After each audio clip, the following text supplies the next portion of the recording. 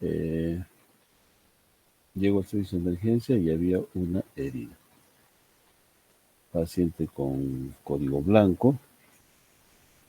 Código blanco significa, traducido, significa que es un paciente con VIH-Sida. Y esparciendo el virus por todo el servicio de emergencia. Era un charco, ¿no? Y bueno, me encuentro con un interno que no sabía qué hacer, ¿no?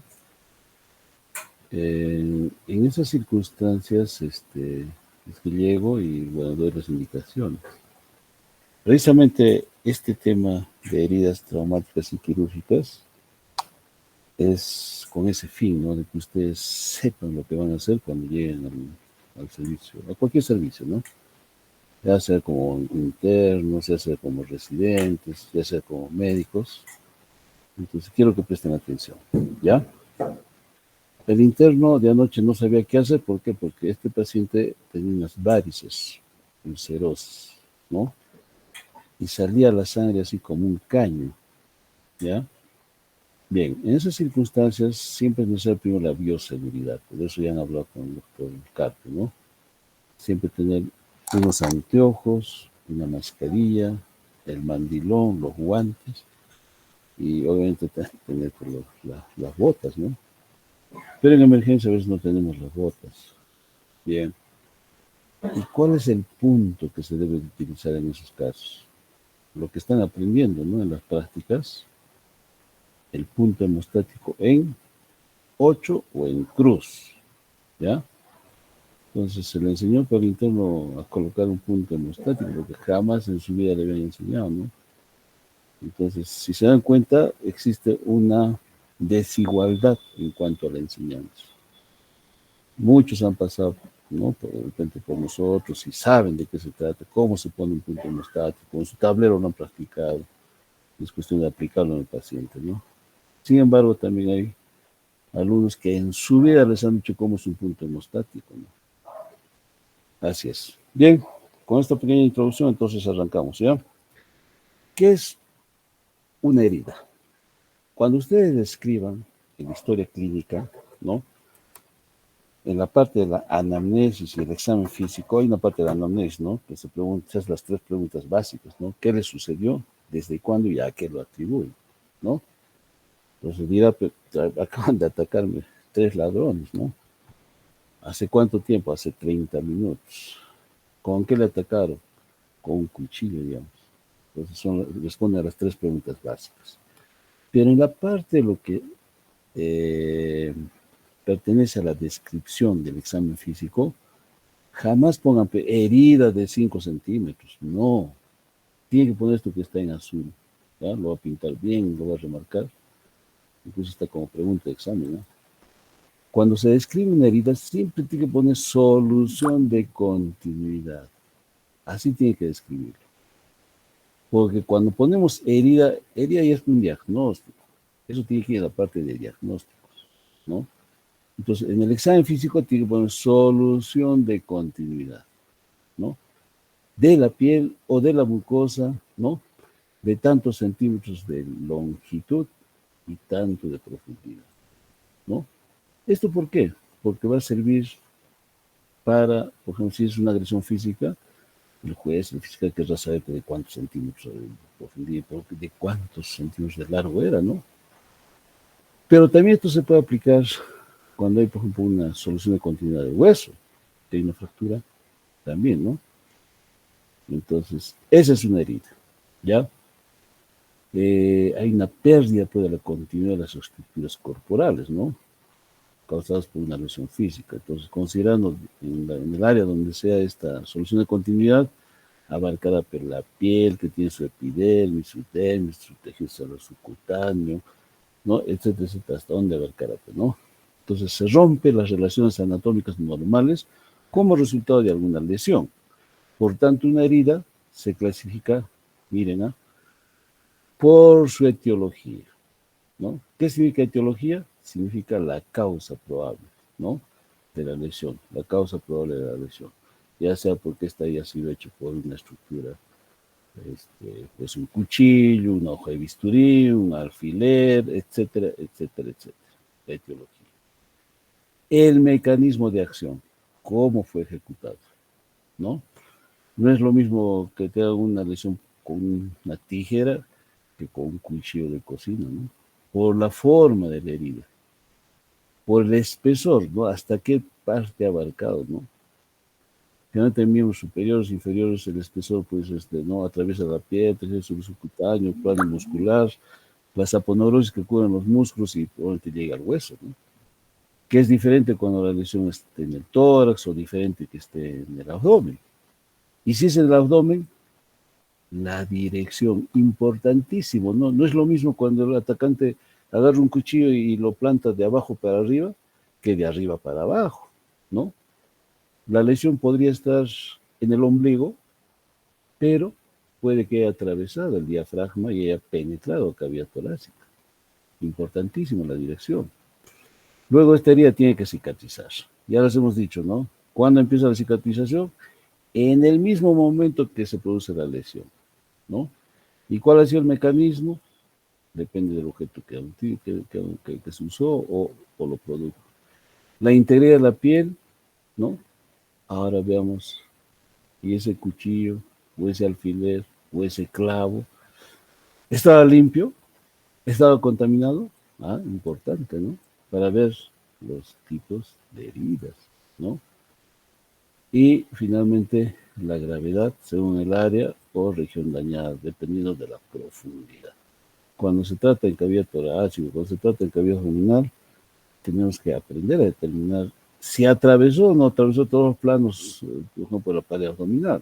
Lo más probable es que haya una lesión ya de asas intestinales. En la etiología vamos a encontrar pues, un sinfín de causas, ¿no? Las heridas pueden ser cortantes, pueden ser punzo cortantes, punzo penetrantes, cortante abulsiva, dermato abrasiva, lesiones por quemadura, acá ya son que hay quemaduras de primer grado, de segundo grado, de tercer grado, y las de segundo grado encima son superficiales y son profundas. Por proyectil, arma de fuego, mordedura humana o de animales, lesiones por garras de felino, dentro de esto incluyo las lesiones que refieren los gatos, y lesiones por animales astados, ¿no? Como los toros. Bien, entonces vamos a ver la etiología. Vamos a escribir cada uno de ellos, ¿ya?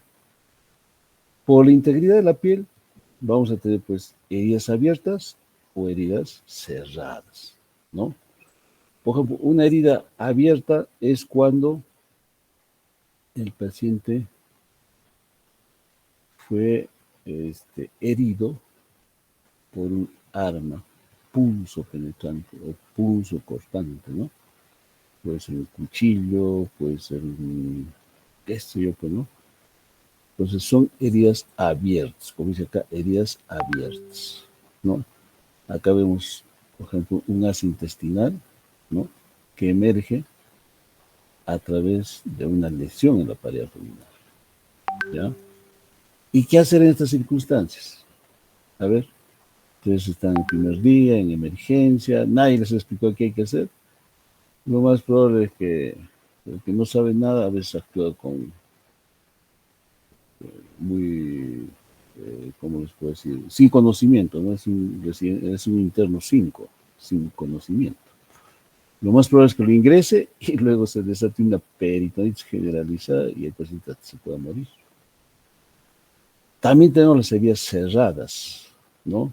Por ejemplo, por golpe de puño, un golpe de puño, un golpe de puntapié o lo típico en los accidentes de tránsito. Por ejemplo, este chofer tiene 3 puntos de impacto. La cabeza, ¿no? Contra una ventana anterior. El segundo punto de impacto es contra el timón. Acá tenemos que ver lesiones de hígado, bazo y el intestino delgado en su relación presente con la columna vertebral. Y el intestino que está en relación con la columna vertebral es la cuarta porción del duodeno y el inicio del ángulo de Treitz. Y el tercer lugar de impacto las rodillas. Y por contrapresión, posiblemente se fractura este nivel, ¿no?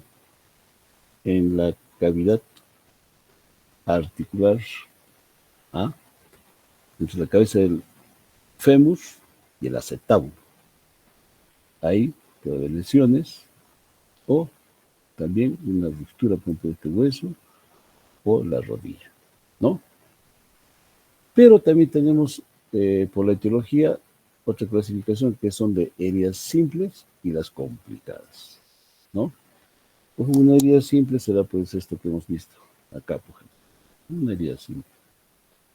Pero una herida complicada ya fue por acá, ¿no? Bien. Entonces, acá tenemos, por ejemplo, una amplitud de las heridas y sus clasificaciones, ¿no? Por el mecanismo, por ejemplo. Heridas incisas, heridas contusas, punzantes, abrasiones, como acá hay una abrasión, acá. No es una abrasión, ¿no? ¿Mm? Pacientes que a veces están manejando una moto, una bicicleta, una caída y se produce la abrasión de toda la piel, ¿no? Desgarros y arrancamientos. ¿Mm? Acá, por ejemplo, ya se produce casi un arrancamiento, ¿no? Solamente que era un equipo manejando generalmente esos equipos modernos, ¿no? Que cortan muy rápidamente, a veces uno no sabe ni manejarlos y de pronto se produce un arrancamiento, ¿no? Alguna vez trabajaba yo en periferia, llega un minero, había un señor que estaba tumbando su pared con un pico, y el minero le dice, oye, eso ya pasó la historia, mira, te voy a prestar mi equipo, y sacó una sierra gigante, ¿no? Y le da al hombrecito que jamás en su vida había agarrado la sierra, lo enciende, sí, se baja toda la pierna se ha bajado. Y encima te me lo trae, ¿no? Doctor, sutúrelo. Lo único que hice es encontrar el vaso que sangraba, le hice la hemostasia y lo he referido para la ciudad de Juliaca, ¿no? Pero sé que no pudieron hacer nada. Entonces, existen esas situaciones. También están las heridas por aplastamiento, ¿no? Cuando una pared se cae sobre una persona. Según la gravedad, área o región dañada, ¿no? Y la profundidad, tenemos heridas superficiales, heridas profundas, heridas penetrantes. Por la forma, curvas, estrelladas, puntiformes, en colgajo, cuando hay un desprendimiento del cuero cabelludo, se llama abulsión del cuero cabelludo. Incluso puede que ya no esté el cuero cabelludo, entonces hay con pérdida de sustancia, ¿no? Cuando hablamos de pérdida de sustancia es que la porción de piel que cubría una parte del cuerpo ya desapareció, ¿no? Con pérdida de sustancia. ¿Mm? Alguna vez un señor que trabajaba alquilando sus equipos se fue al campo ¿no? A amenizar una fiesta. De pronto ya todo el mundo estaba embriagado, borracho. Él fue a orinar y cayó debajo de una señora con pollera que estaba orinando. El esposo que estaba cuidándola se pensó que quería hacer otra cosa este señor. Va y se, en- se empiezan a y le muerde la nariz y se lo arranca. Encima le da la nariz a un perro, que el paciente llega a emergencia. Y pues una persona sin nariz se ve casi como una especie de una calavera, ¿no? Pero ¿dónde está la nariz? Lo vamos a tratar de suturar. Le digo, se lo han dado al perro. ¿Mm? ¿Qué hago, doctor? ¿Qué hago? ¿No? Obviamente la solución final ahí es, obviamente ya el cirujano especialista, ¿no? En cirugía plástica, pues, ¿no? Porque le van a retirar un colgajo del cuero cabelludo para bajarlo hasta para cubrir esa pérdida de la sustancia, ¿no? Pero para consolarlo le dije, mira, ¿sabes qué? Cómprate una pelotita y ponte como si fuese un payasito pues, hasta que puedas viajar a la ciudad de Puno, ¿no? Porque eso tal vez no ocurrió en ninguno. Por la dirección pueden ser longitudinales, transversales, oblicuas, espiroideas. ¿Mm? Es importantísimo, ¿no? Espiroideas. O circulares, ¿ah? Alguna vez me llegó un paciente le habían dado en la cabeza, en la frente todavía con un dispositivo que se usa para ajustar las tuercas. Y era así, como una escarapela era su herida, ¿no? Y tuve que pensar rápido qué hacer ahí, cómo suturarlo, ¿no? Entonces, suturar en esas circunstancias, así tal como está, se va a necrosar toda la parte central. Pues tuve que hacer, remodelar toda la herida y convertirlo de una lesión como escarapela, convertirlo en un losange, ¿no? Losange, o sea, losange también le dicen, ¿no? Es decir, vamos a ver más luego eso, ¿ya? Un losange significa que es así, ¿no? Esta herida era así más o menos, una escarapela, circular, ¿no? Pues tuve que ampliar hacia los lados, retirar esta porción de piel, retirar esta porción de piel, y luego se convirtió en esto. Al final la herida acabó así. Se nota, ¿no? Así. Según el espesor de tejido, pues es superficial, espesor parcial, espesor completo, y según el tiempo de cicatrización en agudas y crónicas. Las crónicas, a su vez, se especifican superficiales, de grado 1 en piel, grado 2, necrosis, grado 3, 4, compromiso muscular u óseo, ¿no? Y por la profundidad, acá tenemos, por ejemplo, una herida que puede ocurrir, por ejemplo, en cavidad abdominal, ¿no? Fíjense acá, la lesión está a este nivel, vamos a cambiar el colorcito del lápiz, ¿ya? Pero la lesión puede estar originada por, pues, imaginemos, con un cuchillo, digamos, ¿no? ¿Ya? Acá está su mango el cuchillo, que te puede penetrar, ¿no? Y puede llegar hasta lesionar por el ácido intestinal. Imaginen, ¿no? Entonces, miren todas las capas que ha atravesado, ¿no? Piel, tejido celular subcutáneo, la aponeurosis, capa muscular. Acá te falta el preperitoneo, ¿no? Y recién tenemos el peritoneo, la cavidad abdominal y las vísceras, ¿no?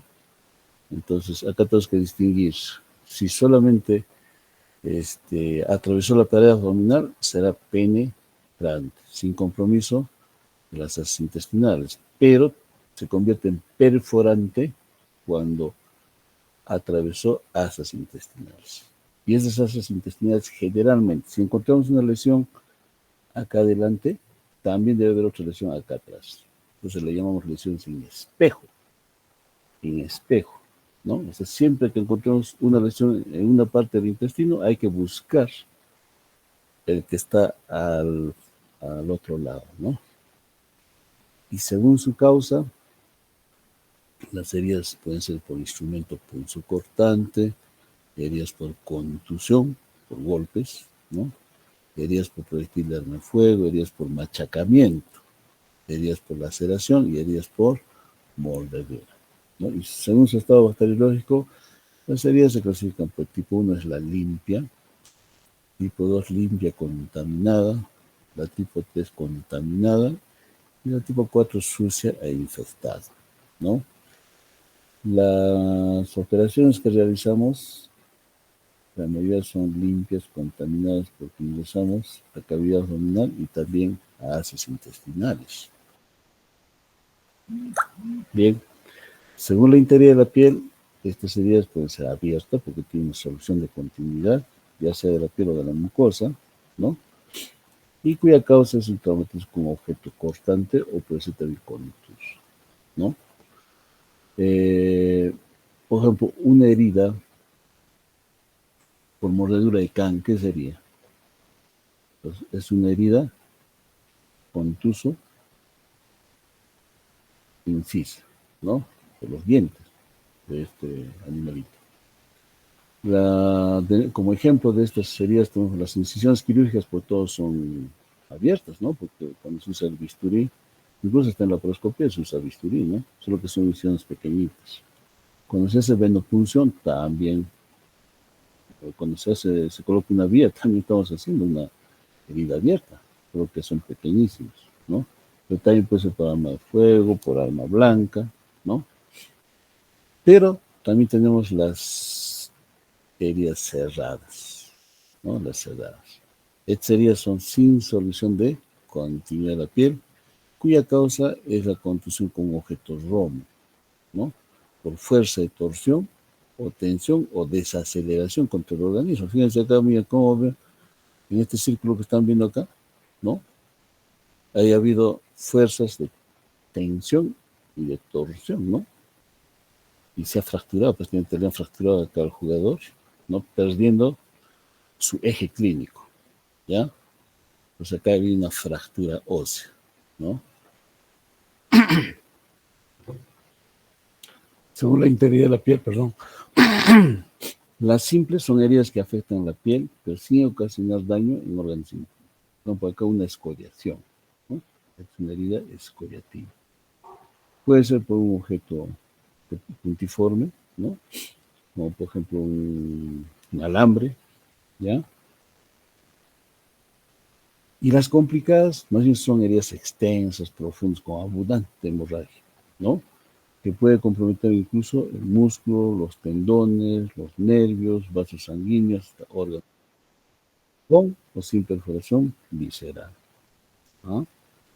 Según el tipo o tiempo de cicatrizar, bueno, estas heridas pueden ser agudas, ¿no? ¿Por qué? Porque siguen un proceso de reparación ordenado que restaura la integridad anatómica y funcional. Acá, por ejemplo, podemos ver, se ha tomado piel con el objeto de hacer un injerto de espesor parcial, ¿no?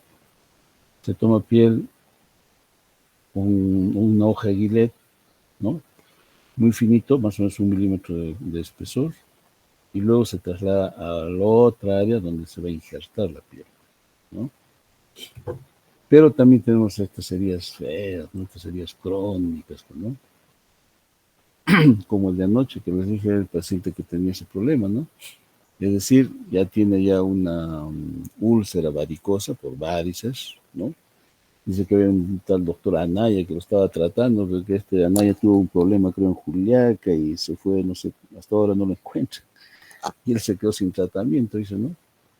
Entonces, ¿qué pasa? Estas ya son úlceras varicosas. Fíjense acá los cambios tróficos de la piel, con alteración de la circulación, la piel también se desgastó y se apertura, pues, ¿no? No sigue un proceso de reparación ordenado, no restauran la integridad anatómica y funcional, ¿no?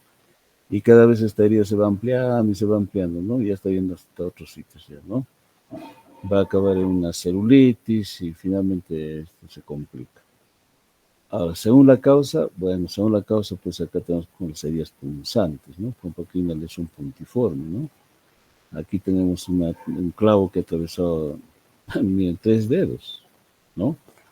Generalmente estas heridas son causadas por objetos filosos o puntiagudos. Un filoso puede ser el guilet, ¿no? Perforan la piel, afectan el tejido blando debajo de esto, ¿no? Esas son las heridas punzantes. Las heridas denominadas laceración, la piel se desgarra, se corta o se abre, ¿no? Varían en tamaño, en forma, que tiene una forma de Y, pueden ser superficiales o profundas, ¿ya? Laceración, pero por abulsión, ¿no? Fíjense, todo esto es el colgajo, ¿ya? Todo esto es el colgajo. Entonces, en esta herida la piel se desgarra completamente, ¿no? Y se forma un pliegue, ¿ya?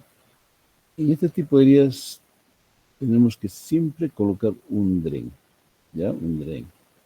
¿Por qué? El cuero cabelludo sangra abundantemente, ¿no? Porque está muy vascularizado, ¿ya?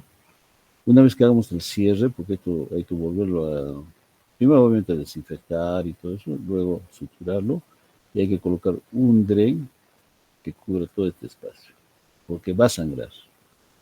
Encima tenemos que colocarle vendas elásticas, ¿no? A presión, para evitar que se formen coágulos, hematomas y pues, se puede generar un seroma. Según la causa, son heridas de abulsión, ¿no? Fíjense, todo este segmento de piel, ¿ya? Que corresponden a esta zona, ¿no? Entonces se produce un desgarro con destrucción del tejido, ¿no? Y a veces incluso hay pérdida de sustancia, por ejemplo, acá ya no va a perder todo esto, ¿no? Eh, Incluso parte del tejido óseo se ha perdido acá, ¿no? Parte del tejido óseo, generalmente son pues, heridas que se producen, como dice acá, por maquinarias, ¿no? A veces los panaderos meten la mano donde no deben y hay una amasadora que está ahí, ¿no? Y quedan atrapados sus manos y llegan con problemas. Entonces, según la causa, tenemos cortantes o incisivas. ¿Por qué? Porque son escritos por objetos afilados. ¿Qué objetos afilados tenemos? Cuchillos, navajas, vidrios, latas, quilet, hoja de bisturí. ¿Sí o no? Son cortantes o también llamamos heridas incisivas, ¿no? Generalmente producen lesiones de bordes regulares, finos, superficiales, ¿no? Y que se pueden reparar en un primer instante. Pero también existen aquellas heridas crónicas, como por ejemplo acá está una escala de Cúbito grado 4, ¿no? Estas son úlceras con lesiones circunscritas, porque están circunscritas, ¿no es cierto? Acá está el límite entre piel sana y piel enferma, ¿no? Son abiertas, obviamente, ya sea en la piel o en la membrana de las mucosas, ¿no? Con escasa tendencia a la cicatrización espontánea, porque acá se forma como un cuero, ¿no? Y son heridas crónicas que no sanan y generan dolor y persistencia, finalmente se van a infectar, emitiendo un olor fétido. Se retira esta capa de tejido negruzco y debajo de ese hay pus, y hay que retirar todo esto, luego hacer rotación de colgajo o avance de colgajo, y esto para manejo del especialista en cirugía plástica. Otra lesión que tenemos es la abrasión, ¿no? ¿Qué pasa con la abrasión? La piel se descama o se desprende. Típico en las caídas, ¿no? De motociclistas, de ciclistas, que no tienen protectores, ¿no? Se pierde pues toda la piel, ¿no? Entre comillas yo diría que se raspa la piel, se pierde la piel, ¿no?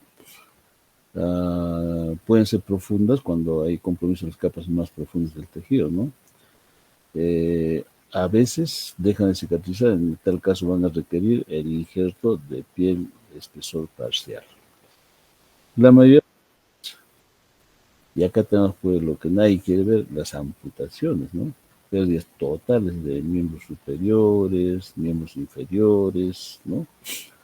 Con una pérdida total. Entonces, una separación espontánea, traumática, bueno, también la quirúrgica, porque pacientes que tienen diabetes, con un pie diabético, el necrosado, hay que amputar también, pues, ¿no? Según la causa, entonces tenemos heridas punzantes, objetos puntiagudos, cortantes, objetos con filo, punzocortantes por objetos puntiagudos y filosos a la vez, ¿no? Ojo, objetos puntiagudos y filosos. Abrasiones ya hemos visto que son por raspones, caídas por fricción, las laceraciones, lesiones producidas por desgarro del tejido, ¿no? La abulsión, como hemos visto en las anteriores imágenes, son lesiones con desgarro, con destrucción del tejido, generalmente son producidas por maquinaria, ¿no? La mordida es que pertenece a este tipo de lesiones, la amputación es la pérdida de un fragmento de una extremidad, ¿no? Listo. Entonces ahora vamos a ver las heridas según su estado bacteriológico. Acá tenemos que hablar de heridas limpias, contaminadas y sucias, ¿no? Entonces, ¿cuándo es una herida limpia? Cuando esta herida, ¿no? Tiene menos de 2 horas de haberse producido. Son heridas de bordes nítidos, efectuadas con instrumentos, como por ejemplo una hoja de bisturí.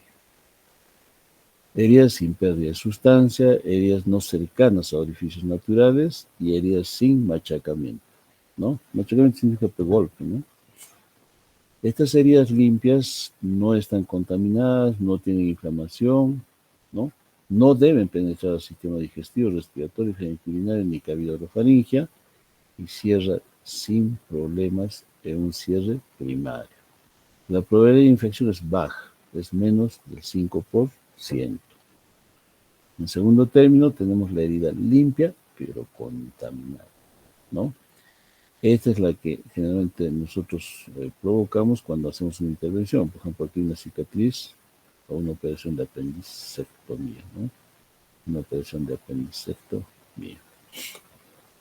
Estas heridas se producen con un tiempo de evolución de 2 a 6 horas, ¿no?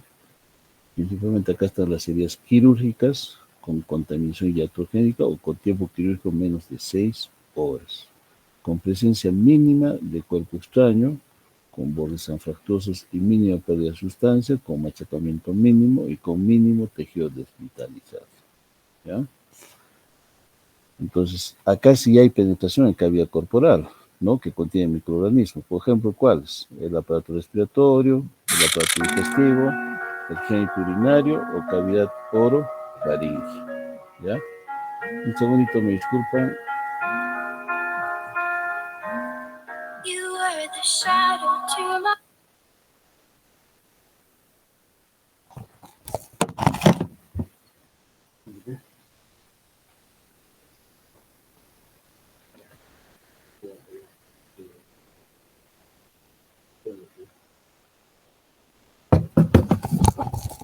Bien, entonces continuamos. ¿Se escucha, no? ¿Aló, aló? Sí, doctor, sí se le escucha. Bien, okay. Entonces estamos hablando de que estas son lesiones ante las cirugías, ¿no? Cuando ingresamos con la cirugía de tracto biliar, estamos hablando acá de cirugías de las colecistectomías, ¿no? De la cirugía gastrointestinal, de la apendicectomía, operaciones en la vagina, la orofaringe, ¿no? Heridas o fracturas abiertas, pero que tienen tiempo de haber transcurrido 4 horas sin recibir antibióticos, cuya probabilidad de infección es de 5 al 10%, ¿ya? De 5 al 10%. Las heridas contaminadas son aquellas heridas que tienen tiempo de evolución de 6 a 8 horas, ¿no? Estas heridas no si ya están en un medio altamente contaminado, no importa el tiempo de evolución, ni tamaño, ni profundidad.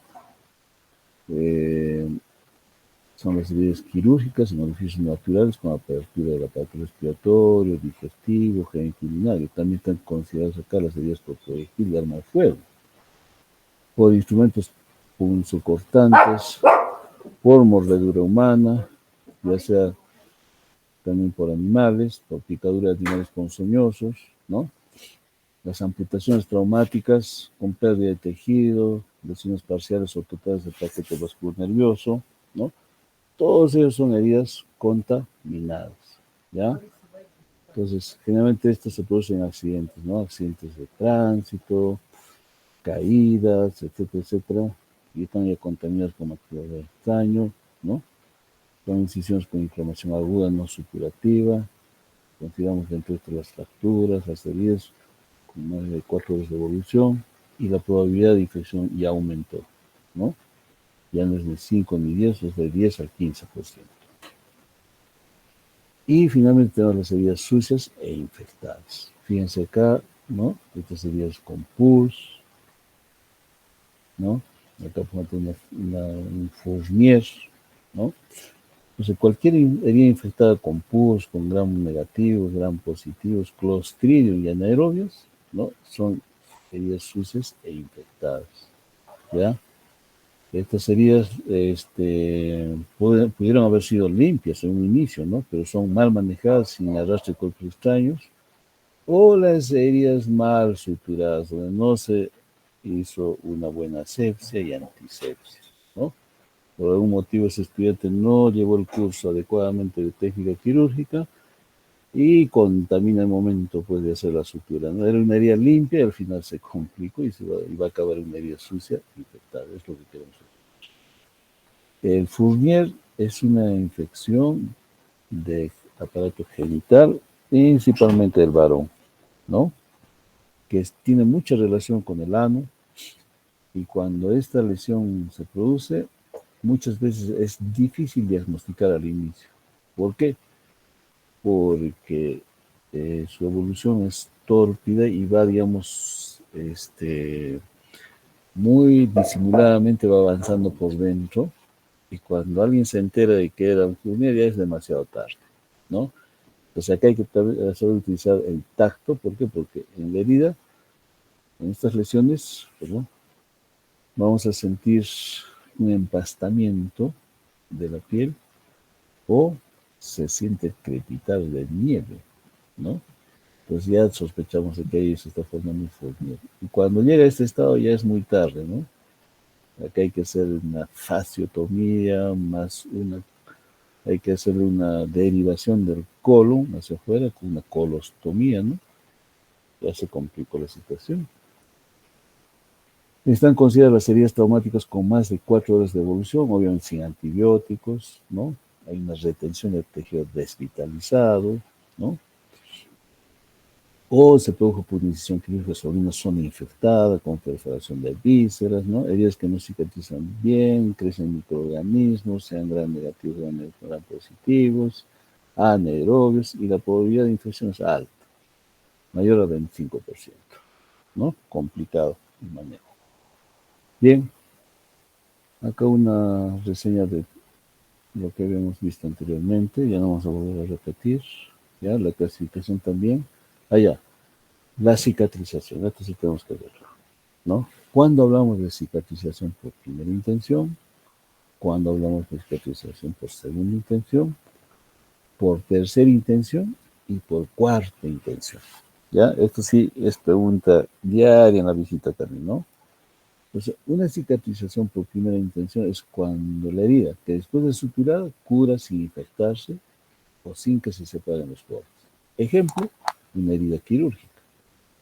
Una herida con menos de 4 horas de evolución, que llega a emergencia, se sutura, obviamente asepsia, antisepsia, y la herida cura sin infectarse, ¿no? ¿Y cuándo es una cicatrización por segunda intención? Cuando la herida en los bordes no están afrontados, ¿no? Entonces, de pronto encontramos una herida súper contaminada. Ejemplo, una mordedura humana, una mordedura por can. No lo vamos a suturar. A veces, si esta herida es muy, digamos, grande, larga, podemos poner un par de puntos de afrontamiento, ¿no? Entonces, esta herida, ¿ya? Se caracteriza porque no se afrontan los bordes. Como consecuencia de esto, van a actuar ¿quiénes? Los queratinocitos. Ya lo hemos explicado en las anteriores clases, ¿no? ¿Qué van a formar los queratinocitos? Tejido de granulación. Tejido de granulación, ¿no? Durante el proceso de cicatrización. Y la cicatriz que resulta puede ser por grano, ¿no? Pero necesitamos lavar esta herida, esperar a que se forme el tejido de granulación, para después proceder a convertirlo en una cicatrización por tercera intención. Esta también tiene el nombre de cierre diferido primario, ¿no? ¿Por qué? Porque prácticamente era una herida inicial, lo dejamos para segunda intención y finalmente terminamos por hacer un cierre diferido, ¿no? Un cierre diferido. Pues en el cierre diferido se aproximan los bordes separados de la herida que ha granulado, ¿no? Ha granulado por segunda intención. Pues acá sí suturamos la herida, ¿no? ¿Y qué punto hemos dicho que debemos utilizar? El punto colchonero horizontal, ¿no? En estos casos tenemos que utilizar el punto colchonero horizontal, porque el punto colchonero vertical lo utilizamos en la cicatrización por primera intención. En cambio acá utilizamos el punto colchonero horizontal. Y finalmente viene la cicatrización por cuarta intención. Acá tenemos injertos de espesor parcial y tenemos los injertos de espesor total, ¿ya? Total.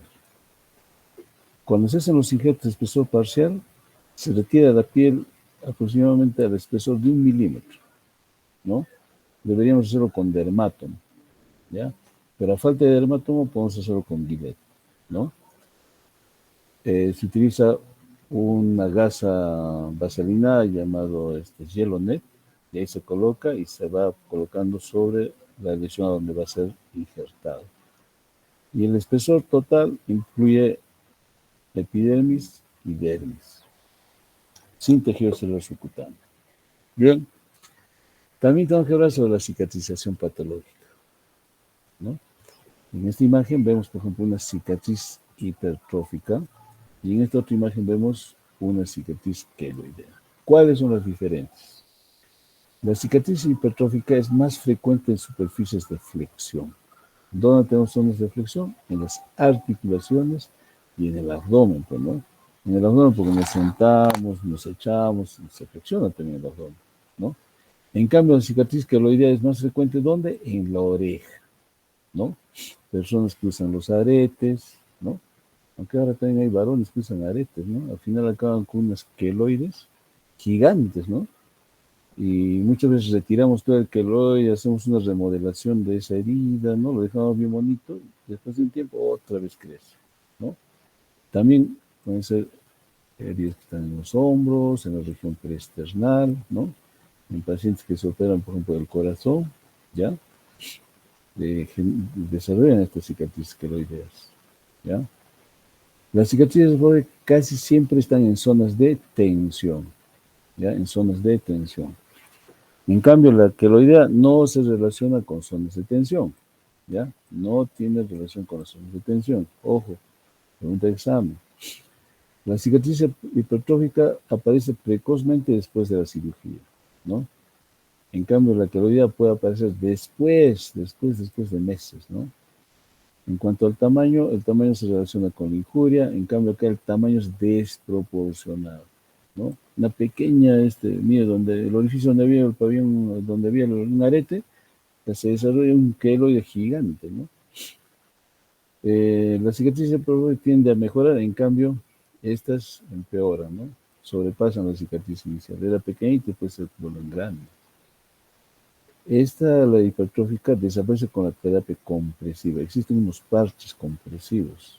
En cambio, a este les pones parche, no desaparecen con esa terapia, ¿no? ¿Qué tenemos que utilizar? Tenemos que utilizar corticoides, ya tipo triamcinolona, para infiltrarlo y hacer que baje el tamaño, ¿no? La hipertrófica recibe rara vez después de cirugía. En cambio, esta se recibe frecuentemente, ¿ya? Bien.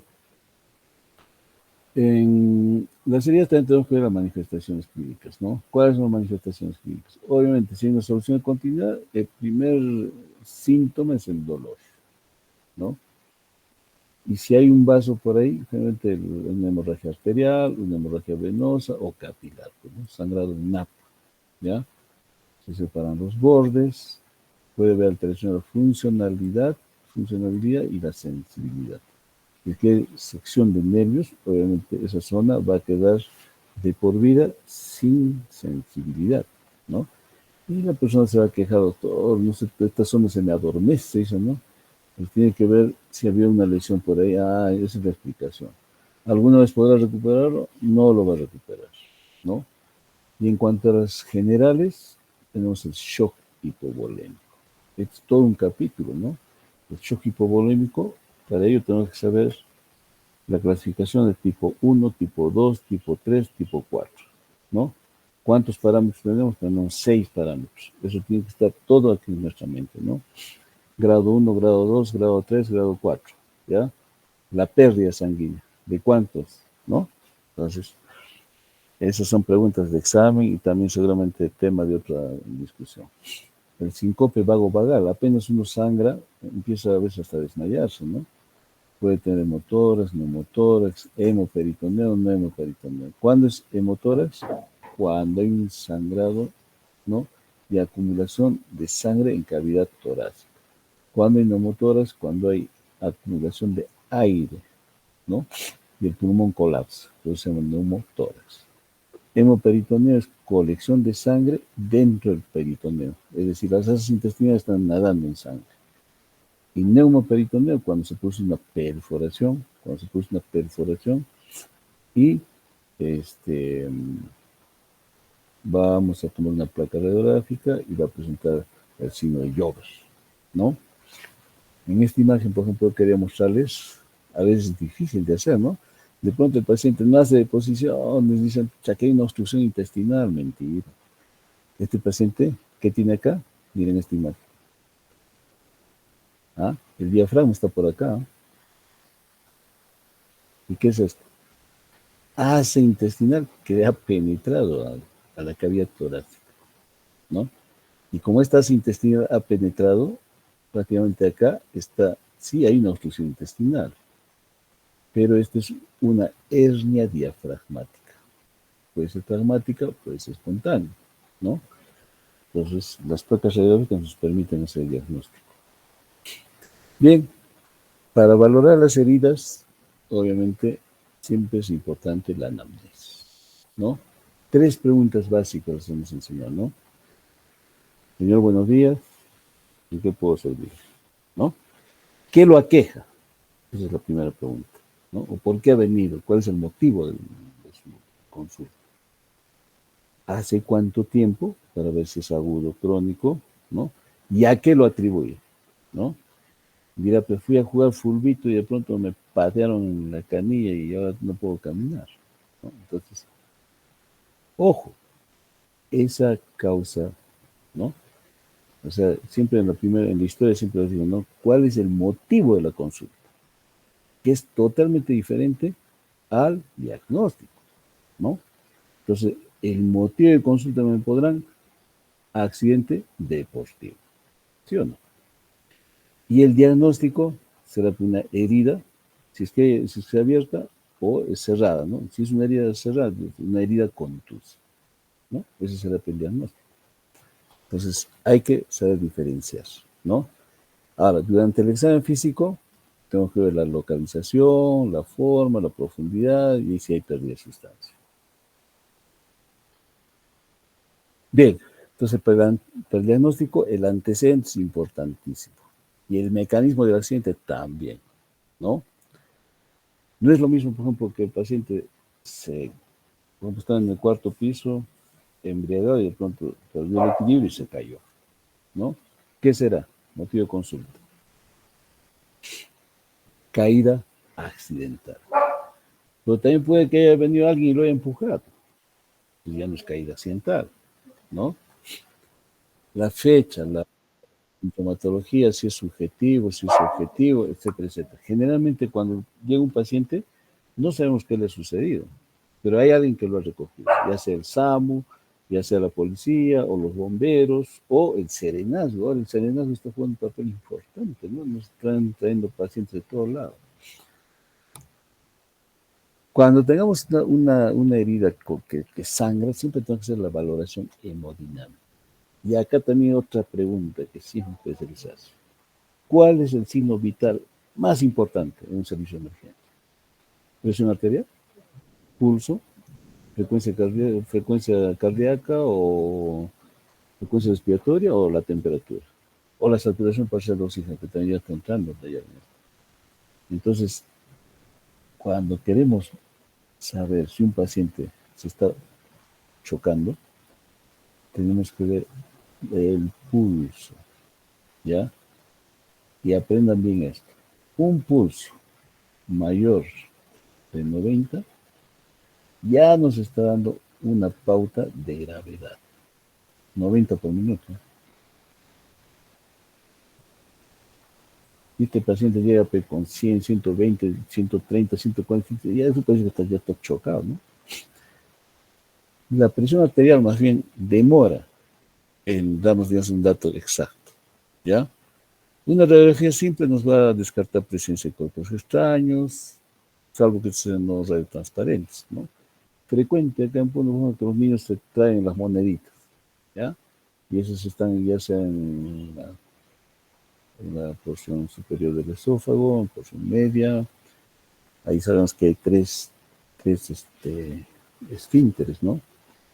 Entonces, dependiendo. Las ecografías, pacientes inestables. La tomografía, ya cuando no podemos diagnosticar, ¿no?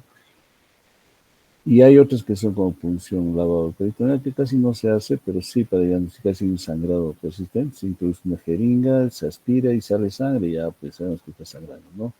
Broncoscopía, toracotomía, laparotomía exploratoria, etcétera, etcétera. Estas ya situaciones donde, pues, si este paciente llega con un cuchillo así clavado, siempre tenemos que sospechar de que hay perforación de asas intestinales, ¿no? Y no vale solamente suturar la herida superficialmente y mandarlo a su casa, ese paciente se puede morir, ¿no? Entonces, a este paciente hay que hacer una laparotomía exploratoria, ya sea con cirugía laparoscópica o abierto, ¿no? ¿Y cómo hacemos el tratamiento de un paciente politraumatizado? Politraumatizado significa que tiene mínimo 2 o más sistemas comprometidos, ¿no? Entonces, este paciente tiene que ser de sus constantes vitales, tenemos que poner un monitoreo permanente, entra trauma shock, ¿no? Una buena exploración física y complementar todos sus estudios. Dentro de estos estudios tenemos los exámenes de laboratorio, las ecografías, las radiografías, las tomografías, todo lo que termina con FIA, ¿no? Son los estudios complementarios. ¿Cómo se hace el manejo de una herida limpia? Primero, siempre sospechar la posibilidad de que este paciente pueda desarrollar tétanos, ¿no? Entonces, nada nos cuesta colocar en la historia clínica vacuna antitetánica. Esta vacuna es gratuita, ¿no? ¿Dónde lo colocan? En la unidad de inmunizaciones, ¿ya? Y así nos vamos a evitar una demanda, porque el paciente tranquilamente nos puede demandar, o sea, atendemos todo, le suturamos la herida, etcétera, etcétera, sus antibióticos, todo, pero no hemos prevenido el tétanos. De pronto pasan los días y desarrolla el tétanos. Y la sedación, obviamente, para calmar el dolor. Para ello, de preferencia, siempre utilizamos metamizol, diclofenaco, salvo que este paciente no tolere o sigue el dolor muy profundamente, es tramadol, ¿no? La anestesia local que se utiliza es la silocaína, puede ser con epinefrina para evitar el sangrado, produce una vasoconstricción, pero de preferencia siempre utilizamos silocaína sin epinefrina, ¿no? Ojo, que con la silocaína con epinefrina no se debe utilizar en las porciones terminales, como la nariz, los dedos, porque se pueden necrosar. Si es que hay un sangrado persistente, un torniquete temporal, ¿no? Para tener seca, o sea, que no nos manche, pues no deja ver la sangre a veces la lesión. La limpieza siempre de la periferia, el centro de la herida sin utilizar antisépticos fuertes, bueno, de preferencia agua y jabón, principalmente cuando hay mordedura por acá, ¿qué tengo que utilizar? Agua y jabón. La debridación, ¿no? A veces vienen las heridas con pasto, tierra, piedras, vidrios, ropa, ¿no? Entonces todo eso hay que debridarlo, ¿ya? Cuando veamos una herida negra, es tejido necrótico, es tejido muerto, entonces tenemos que debridarlo, ¿ya? El cierre de la herida mediante una técnica traumática para aproximar la dermis y favorecer el inicio de la síntesis de colágeno, ¿no? Se puede utilizar vendajes absorbentes para dar protección, inmovilizar, compresión y que sean estéticamente aceptables. El tratamiento de las heridas por abrasión, tenemos que hacer una buena limpieza para retirar los cuerpos extraños, hay que cepillar esa herida, ¿no? Y si es una dermoabrasión, prevenir patógenos traumáticos o decoloración permanente, ¿no? Las heridas por contusión tenemos que drenar el posible hematoma. Siempre hay que drenar el posible hematoma. Se puede hacer con una jeringa, con una aguja 18 y aspirar y luego poner un vendaje compresivo, ¿no? En las heridas utilizamos hielo las primeras 24 o 48 horas y en forma tardía el calor para acelerar la absorción. Las heridas por laceración y abulsión se regularizan los bordes de la herida. Si es parcial, se forma un colgajo y se sutura, ¿no? Si es total, no reemplazar totalmente el tejido abulsionado, hay que valorar el injerto libre, la posición biológica temporal, siempre con un vendaje, ¿no? Las suturas, se podrán realizar la sutura primaria hasta 24 horas después de ocurrida, pero cuando estas lesiones son simples, ¿no? Se tiene que administrar un antibiótico sistémico. Entre 24 y 36 horas sí se puede suturar, pero hay que hacer previamente un reavivamiento de los bordes. Es decir, eso significa retirar parcialmente todo el borde de la herida con un hoja de bisturí en todo el plano, ¿ya? Debe quedar una herida sangrante para poder hacer la anestesia. Las heridas profundas se suturarán por planos, y más aún si estas son en áreas de alta tensión. ¿Cuáles son las zonas de alta tensión? Codo, rodilla, las muñecas, los dedos, ¿no? Porque tiene que doblarse, pues, ¿no? Y las suturas se retiran en cuánto tiempo. En cara, acá dice 5 a 7, generalmente yo lo retiro en 3 días, pero lo reemplazo con Stevia Strip, ¿no? La mayoría de las heridas siempre lo retiramos en 7 días, digamos, si tronco 7 días, pues hasta 10 días, ¿no? En mano, planta de pie, cuero cabelludo, 10 a 15 días, ¿no? pero jamás haga una sutura pues de un solo plano, digamos en la rodilla, y todavía le dicen, 10 días no vas a mover, el pobre paciente 10 días sin doblar su rodilla, ¿no? Viene el 10.º día, se retiran los puntos de piel, dobla la rodilla y se abre toda la herida. ¿Por qué? Pues no lo suturaron en 2 planos. A veces requieren hasta 3 planos, ¿no? Bien, entonces toda herida tiene que ser manejada con antibióticos, si el caso amerita, con analgésicos y antiinflamatorios. Curación frecuente cada 24 horas. ¿Con qué? Principalmente con alcohol.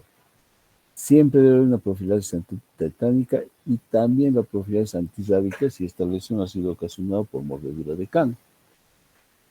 Si son heridas sucias, faciales, es decir, en la cara, tenemos que hacer un aseo quirúrgico y un posterior cierre primario, con cobertura antibiótica y un control clínico riguroso.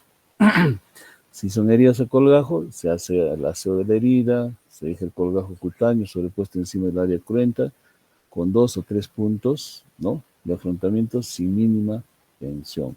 Es decir, no debe haber tensión.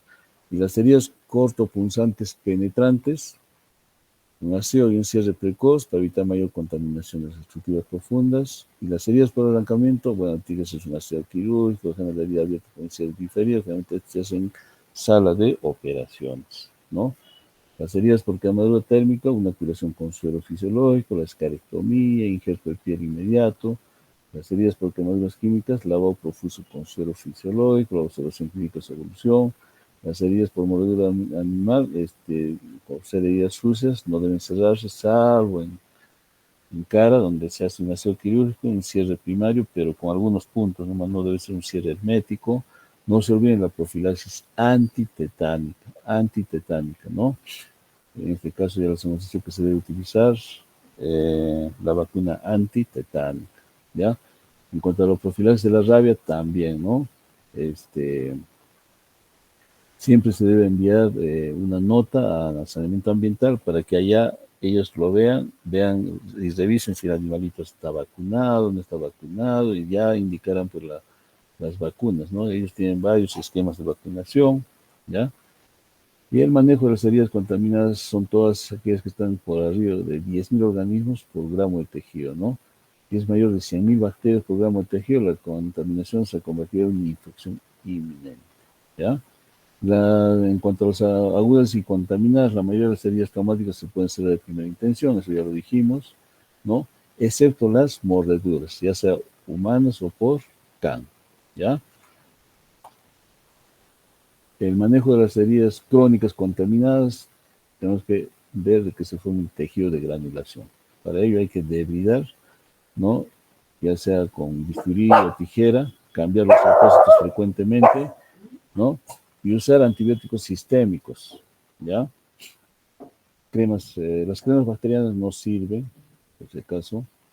Entonces tenemos que controlar la infección para el cierre de herida, ¿no? ¿Y cuáles son las complicaciones de una herida? La hemorragia, la dehiscencia y la infección, ¿no? La hemorragia en el mismo momento. La dehiscencia, después de haber suturado, se separa la piel total o parcialmente, ¿no? Y hay una mala cicatrización. Y la infección es porque ya penetraron bacterias, virus, hongos, parásitos, y estos se van multiplicando, ¿no? La evisceración, bueno, ya sabemos que es la separación de capas musculoponeuróticas de la pared abdominal después de una laparotomía, ¿no? O sea, se realizó una incisión, se operó al paciente, pero este no tenía buenas proteínas, una pared, digamos, muy de grado 1 o 2, y se abre y salen las asas intestinales, ¿no? Bien, entonces, estas tienen una clasificación. Se habla de primer grado cuando no alcanzan el nivel de la piel. Por ejemplo, acá tenemos grado 1, ¿no? Esta es la dehiscencia, ¿ya? Pero está bloqueado, no sale todavía a las asas intestinales. En ese caso es de primer grado. De segundo grado, cuando un sector del diámetro visceral, ¿no?, sale, pero está cubierto por la parte cutánea. Y el de tercer grado, ¿no?, cuando el borde visceromesentérico sobrepasa la línea de la piel. O sea, todo esto ya salió todo, ¿no? Entonces, acá estamos hablando de una hernia incisional, que a su vez también se llama laparocele, ventrocele, tiene varios sinónimos. Bien, muchachos, yo les agradezco por su atención. Si hubiera alguna pregunta, si no, me despido de todos ustedes. Gracias, doctor. ¿Ya? Bien, les agradezco entonces por su atención. Vayan a almorzar. Hasta luego con todos. Hasta luego, doctor.